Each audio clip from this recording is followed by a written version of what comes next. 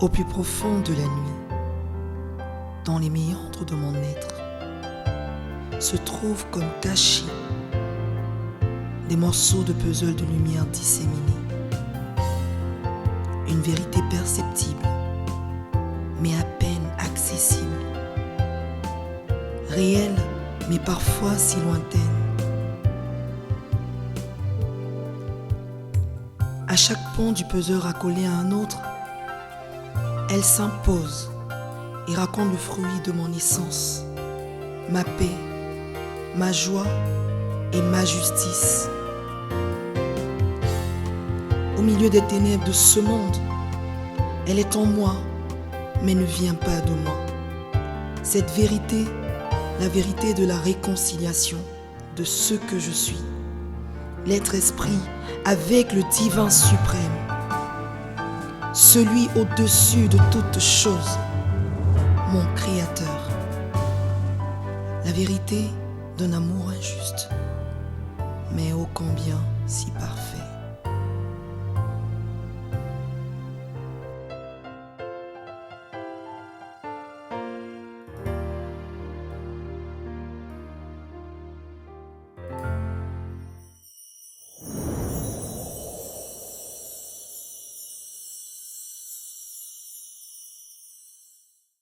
Je suis si contente aujourd'hui. Pourquoi? Moi j'ai froid, c'est l'hiver. Eh ben, parce que j'ai reçu plein de cadeaux de Noël. Et regarde tous ces lumières, les sapins, la neige. C'est vraiment beau à Noël. Tout scintille, tout est lumineux. Et en plus, on se retrouve en famille et tout le monde est heureux. Oui, c'est vrai. Moi aussi j'ai reçu plein de cadeaux. Mais dis, tu sais toi c'est quoi Noël? C'est juste une fête où on se donne plein de cadeaux et plein de câlins? Eh ben non.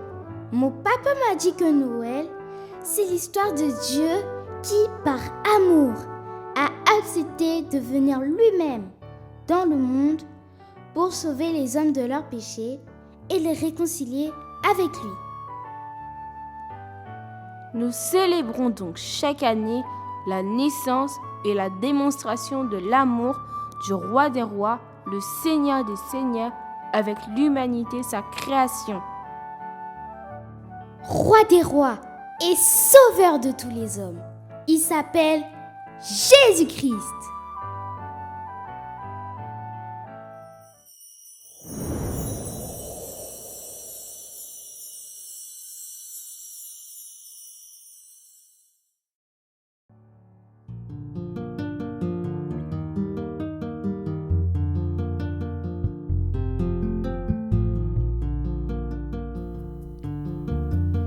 Minuit chrétien, c'est l'heure solennelle.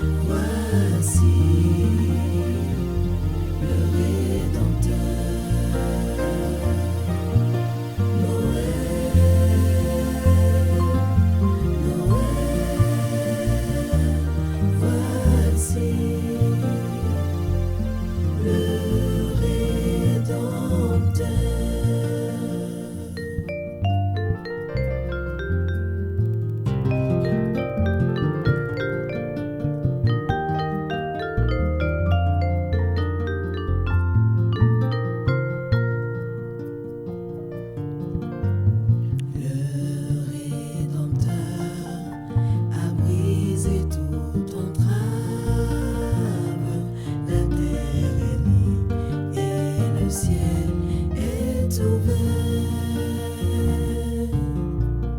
Il voit un frère, vous n'étiez qu'un esclave.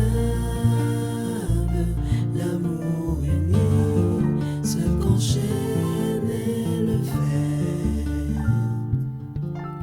qui lui dira notre reconnaissance, c'est pour nous tous qu'il naît, qu'il souffre et meurt. Peuple debout, chante ta délivrance.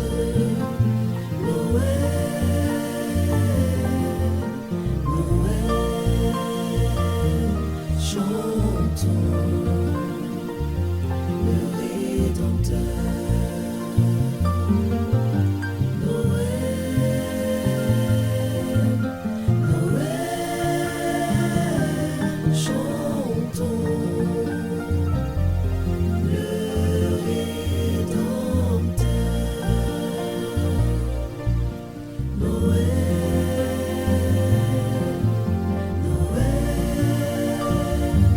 chantons le Rédempteur. Noël, Noël, chantons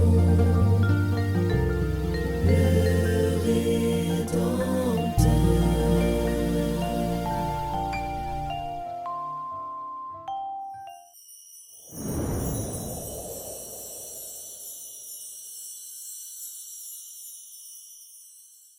Il y a plus de 2000 ans, Dieu regardait les tourments de sa création.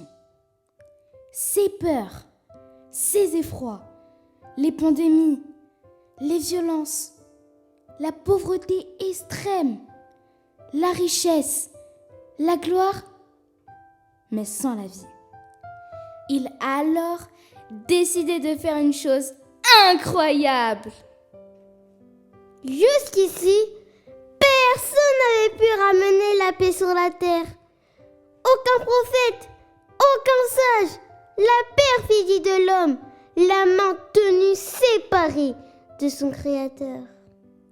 Foudroyé devant la destruction de son peuple, l'amour de Dieu a crié plus fort. Du haut de son trône, il s'est dépouillé de sa nature divine pour venir lui-même dans le monde pour sauver son peuple. Il s'est revêtu d'un corps mortel, un enfant né par la puissance du Saint-Esprit du ventre d'une vierge. Cette vierge, Marie de la ville de Nazareth, en Galilée, en fut prévenue par un ange qui lui dit : « Je te salue, toi, à qui une grâce a été faite. Le Seigneur est avec toi. Ne crains point, voici tu deviendras enceinte, et tu enfanteras un fils, et tu lui donneras le nom de Jésus. Le Saint-Esprit viendra sur toi, et la puissance du Très-Haut te couvrira de son ombre. C'est pourquoi le saint enfant qui naîtra de toi sera appelé Fils de Dieu. Il sera grand, et son règne n'aura point de fin. » Marie répondit à l'ange : « Je suis la servante du Seigneur, qu'il me soit fait selon ta parole. » Et c'est ce qui arriva. Elle enfanta son fils dans une autre ville appelée Judée à Bethléem, car un recensement de toute la terre y avait été ordonné. Avec Joseph, son fiancé, ils ne trouvèrent aucune place dans l'hôtellerie.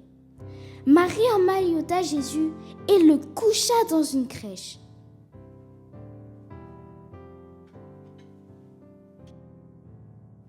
Cette naissance extraordinaire fut révélée à des bergers qui gardaient leur troupeau pas loin. Par un ange du Seigneur qui leur apparut, leur dit : « Aujourd'hui, dans la ville de David, il vous est né un sauveur qui est le Christ. les bergers virent cet ange avec une multitude de l'armée céleste, louant Dieu et disant « Gloire à Dieu dans les lieux très hauts et paix sur la terre parmi les hommes qu'il agrée. » Lorsqu'ils virent l'enfant, ils s'en retournèrent glorifiant et louant Dieu pour tout ce qu'ils avaient entendu, vu, attesté, et ils racontèrent bien haut tout ce qui leur était arrivé. Des mages d'Orient arrivèrent aussi à Jérusalem et dirent « Où est le roi des Juifs qui vient de naître ? Car nous avons vu son étoile en Orient, et nous sommes venus pour l'adorer. » L'étoile se fit voir dans les cieux, les emmena où étaient Marie, Joseph et le petit enfant. Ils entrèrent dans la maison, se prosternèrent et l'adorèrent. Ils ouvrirent ensuite leur trésor et lui offrirent en présent de l'or, de l'encens et de la myrrhe, puis regagnèrent leur pays. Tout ceci eut lieu et fut annoncé près de 740 ans avant par le prophète Ésaïe, par ces paroles. Voici, la jeune fille deviendra enceinte.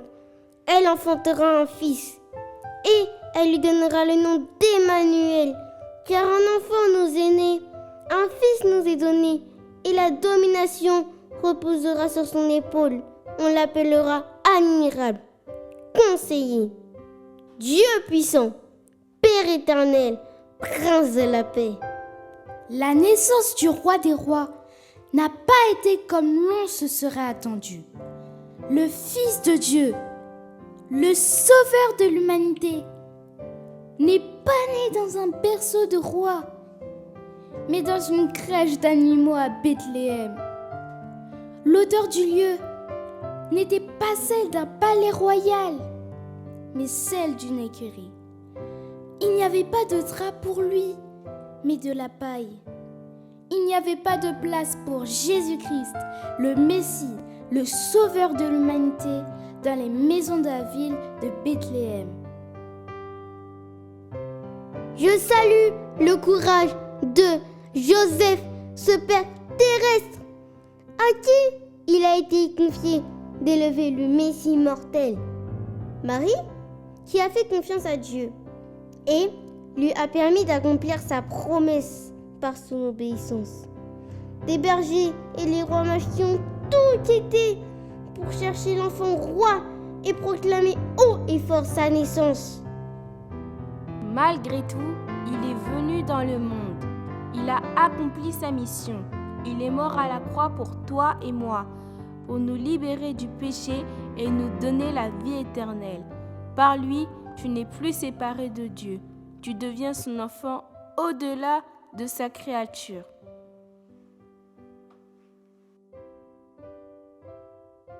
Es-tu prêt, toi aussi, à tout quitter pour chercher ce roi qui est la vraie lumière, la vie et l'espoir du monde? Es-tu prêt à lui donner cette place de sauveur et de roi dans ta vie, lui qui a effacé ton péché et t'a réconcilié avec Dieu, ton Créateur? À toi, pour qui Noël n'est qu'un moment de fête. À toi qui, Noël représente douleur, tristesse, effroi. À toi, pour qui Noël ne concerne que les autres. Noël, plus qu'une fête, te rappelle que tu es un prince, une princesse, un héritier, une héritière, car Jésus est roi. Il te tend la main aujourd'hui encore. Ne le laisse pas à la porte. Ouvre-lui ton cœur et donne-lui toute la place. Il te comblera de son amour et t'apportera la joie, la paix, la lumière. Peu importe les circonstances, tu deviendras toi aussi une bénédiction pour des multitudes. Je te souhaite ce joyeux Noël tous les jours de ta vie. Jésus t'aime!